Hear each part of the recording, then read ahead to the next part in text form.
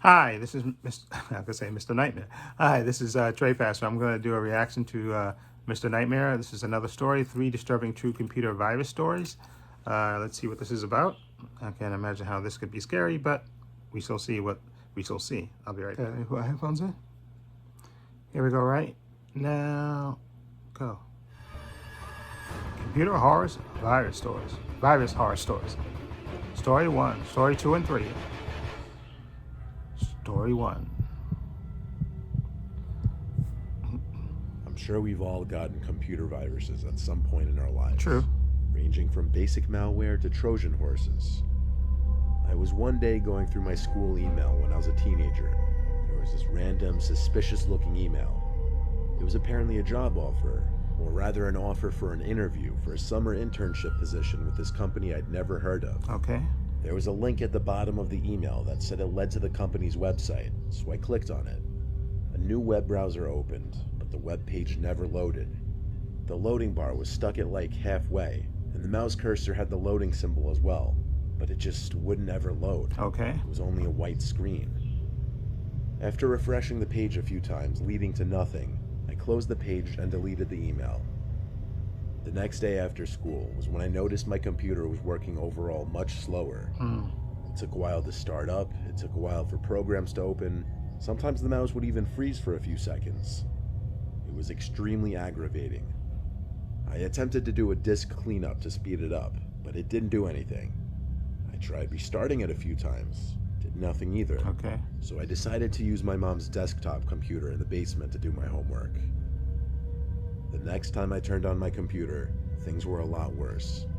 A pop-up kept coming up on my screen that I'd never seen before. Yeah. It kept saying in all capitals, "Error, error," and every time I tried to exit out, another one would pop up. My mouse was locked to the window, meaning I couldn't move the cursor anywhere outside of the little window. At this point, I knew I had some kind of virus, though this was the most aggressive virus I'd ever seen. I pressed Ctrl-Alt-Delete repeatedly until it finally responded, and I was able to bring up the task manager and restart the Explorer, which actually fixed the issue. I was able to use my laptop again. So first thing I did was rush to download an antivirus program and hope that it would detect whatever was on my computer. Okay. The program did detect a large number of viruses and malware on my laptop, so I purchased the full version so that it could perform a deep, thorough cleaning of my computer. Okay. After a couple hours of me playing StarCraft on my computer, the program alerted me that the scan was complete and the viruses had been removed. Okay. But my laptop didn't exactly go back to normal working speed after that. Days later, I had a new suspicious email when checking my school email account. It was titled, "Open this now." I guess I'm a fool for choosing to open it after just getting a virus that I suspected was from the first suspicious email. Upon opening the email, I realized it was blank, but that there was a .zip file attached. The contents were unknown to me, but I didn't want to open it and find out what it was, so I deleted the email and went about my day. However, a few hours later, the next time I got back on my laptop, another error message kept popping up on my screen like last time. This time it said, "You didn't open your email," in all capital letters. I Ctrl-Alt-Deleted myself out of the pop-up once again, with my heart now racing. I opened my email again, and there was another new email, again titled, "Open this now," this time in all capital letters. Feeling threatened, I opened the email and downloaded the content. Why? It was a collection of videos of me through my webcam. It was just me sitting there using my laptop. I don't want to get into detail, but I felt sick to my stomach when I realized the video captured me doing some embarrassing things. Along with the videos was a text document containing only my address. There was one more video in a separate folder. It was taken inside of a van speeding past my parents' house, and a creepy man's laughter could be heard over the sound of the wind blowing into the car.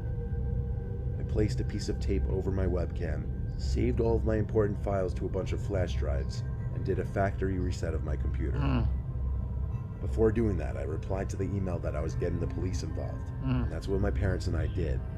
We reported the emails and evidence to the police, and they said they'd use their forensics team to find the culprit.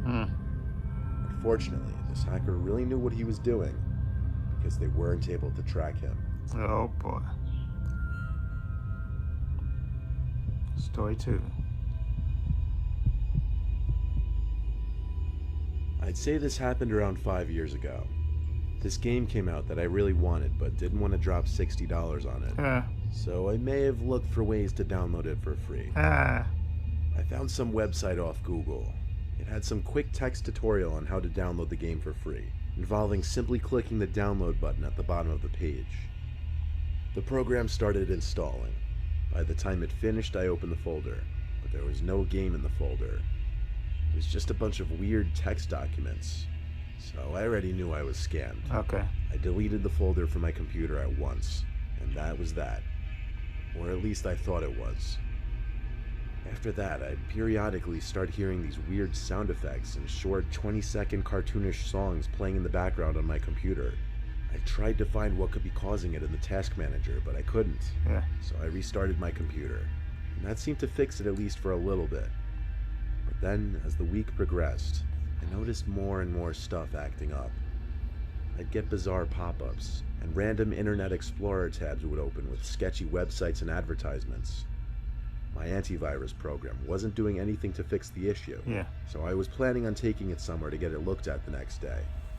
In the meantime, I turned the computer off for a couple hours and just did other things with my day. Okay. When I returned to my room to prepare for bed, I turned the computer back on to see if anything had maybe changed.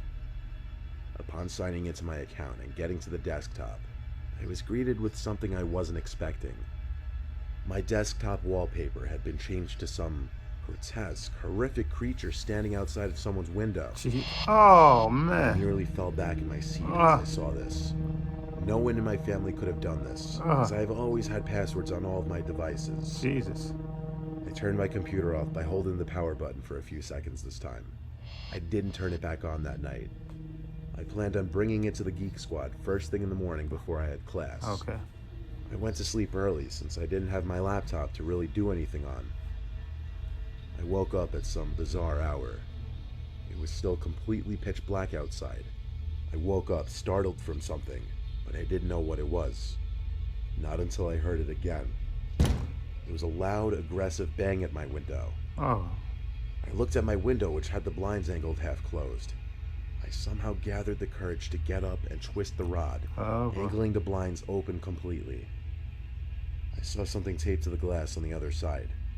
I took my phone and rose the screen up to the window, revealing the same picture as what had been set as my desktop wallpaper. I didn't see who put it there. I didn't care. I went to get my dad and show him. When he saw the picture, he went under his bed to grab his gun and storm outside. He screamed at the top of his lungs that if whoever was out there ever came back, he'd unload the entire clip into their skulls. Exactly. The next day, the picture on the window was gone. I took my laptop to the Geek Squad, and the two workers who were helping me said my computer was flooded with different types of malware. Jeez. And after I told them my story, they were convinced I got a virus from trying to download that game, which apparently opened the door for new viruses. This somehow led to me becoming a target of some serious hacker who, to this day, I still don't know why they targeted me. I didn't get my laptop back for 2 days, but they worked their magic, and my computer was once again clean. Okay. I think my dad scared off whoever was stalking me. And just knowing how protective my dad is, and the fact that he has a gun, was the only reason I was able to sleep after that. Good point. Story 3. I'm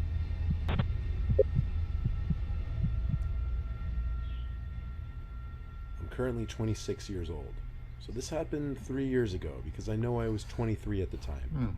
It was my last semester in college. I had to do an extra semester to fit all my credits. I was doing really poorly in one of my coding classes, so I used some forums a lot to help.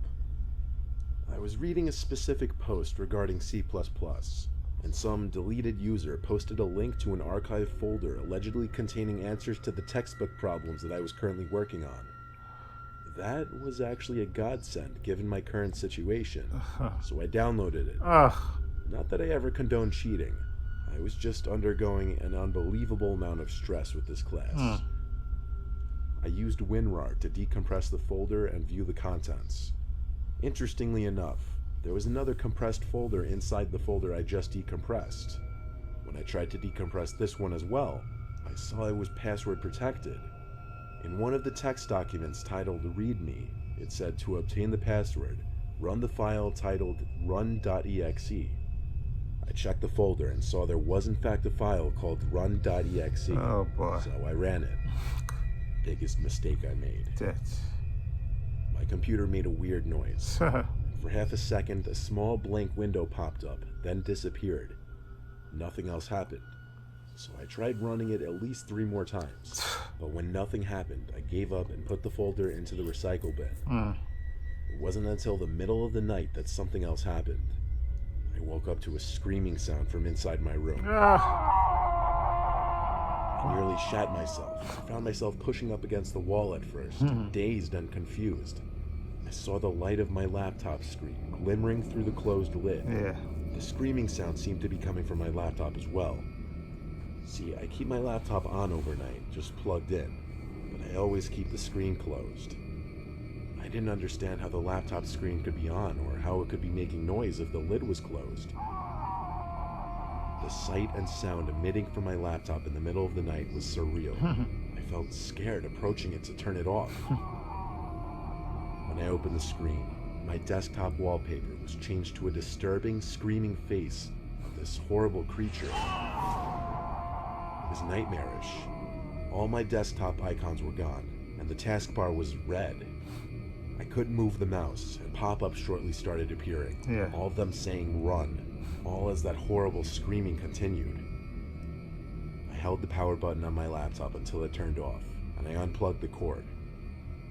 Obviously I knew I had a virus, but that was just something else. I booted my computer into safe mode the next morning and restored it back to an earlier date, and that did the trick. But a few days later, I received something in the mail with no return address. Inside the envelope was a big printed picture of that screaming face. On the back, it said, run. I crumpled it up and threw it in the trash, which was a mistake because it could have been used as evidence. But I never received anything else in the mail after that. When I think back now, I wonder if that .exe file wasn't named run as in telling you to run the file, but rather it meant run.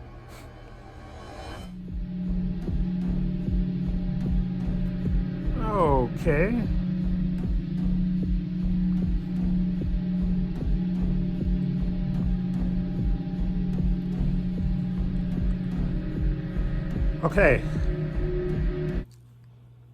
Okay.